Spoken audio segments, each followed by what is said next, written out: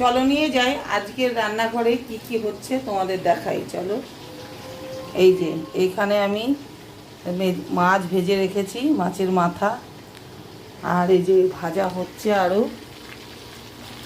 আর এখানে হচ্ছে ভাত, এখানে ডিম কষা হয়েছে, এখানে পেঁপে দিয়ে মুগ ডাল দিয়ে একটা তরকারি হয়েছে, আর এখানে পটল আর কারকোল ভাজা, আর এখানে নিয়ে নিয়েছি আম আর কলা কেটে, এই যে পাউরুটি দিয়ে খাওয়া হবে, আম কলা আর সাথে মিষ্টি আছে। এই হলো আমার আজকে রান্নাঘরের পরিস্থিতি। এই মাছটা ভাজা হচ্ছে, মাছ না তো মাছের মাথা।